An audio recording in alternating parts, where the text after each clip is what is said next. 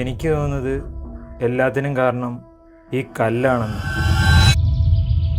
എന്നാലും നമ്മുടെ രാജാവ് ഈ കല്ല് ഇവിടെ കുഴിച്ചിടാൻ എന്തിനായിരിക്കും പറഞ്ഞത്?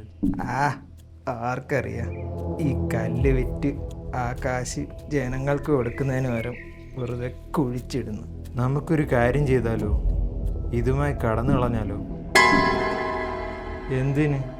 എല്ലാ കഥകളിലും ഇങ്ങനെ ഒരു ചതി കാണുമല്ലോ. നമ്മളേതായാലും അങ്ങനെ ചെയ്യണ്ട. ഒരു ക്ലീഷേ ബ്രേക്ക് ആവാം. നീ ആ കല്ലിങ്ങിതാ.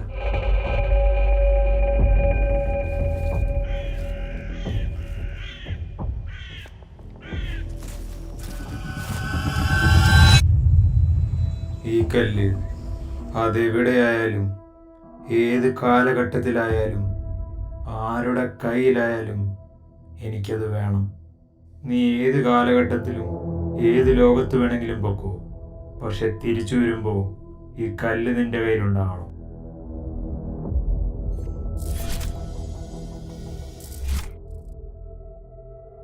എന്നാലും ഈ കല്ല് ഇപ്പോൾ ആരുടെ കയ്യിലായിരിക്കും? നിനക്ക് ഈ കല്ല് എങ്ങനെ കിട്ടിയെന്നാ പറഞ്ഞ? അത് മൂത്രത്തിന്ന്. നിനക്കിത് എങ്ങനെയാടാ സാധിക്കുന്നത്? ഓ, ആ കല്ലോ? അത് ആടിനെ തീറ്റാൻ പോയപ്പോ. ഏതാട്? ഓ, ആടിനെ ഇപ്പൊ മറന്നു. ആ ആടുള്ളതുകൊണ്ടാണ് ഇപ്പൊ ഇങ്ങനെ നിൽക്കുന്നത്. ഓ, നമ്മുടെ ആട്.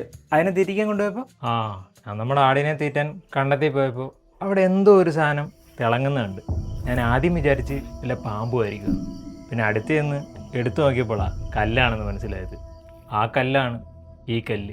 എനിക്ക് തോന്നുന്നത് എല്ലാത്തിനും കാരണം ഈ കല്ലാണെന്ന്. എന്തെല്ലാത്തിനും? അല്ലടാ, കുറേ കാലമായിട്ട് എനിക്കുണ്ടായിരുന്ന ആ നടുവേന ഉണ്ടല്ലോ, അത് മാറിയില്ലേ? അത് ഈ കല്ല് കാരണമാണെങ്കിലോ? റീലെടുക്കുന്ന ഡോക്ടർമാർ കേൾക്കണ്ട, അവരുടെ അടുത്ത് വറക്കും. നടുവേന മാറിയത് കല്ല് കാരണമാണ് പോലും. നീ എന്തൊക്കെ പറഞ്ഞാലും ഈ കല്ലിന് എന്തോ ശക്തിയുണ്ട്.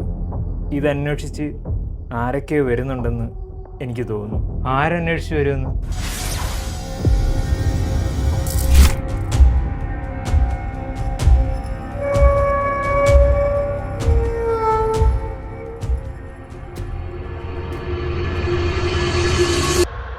ഒന്ന് നിർത്തിക്കോ മോനെ. എന്താണ് കഥ? ഒരുപാട് നന്നായി പോയോ? അതൊക്കെ നാട്ടുകാർ പറയും. ഇതല്ല, എനിക്ക് ഒരു ഡൗട്ട്. ആടെന്ന് പേരിട്ടിട്ട് ഇതിൽ ആടെവിടെ എന്നാണോ?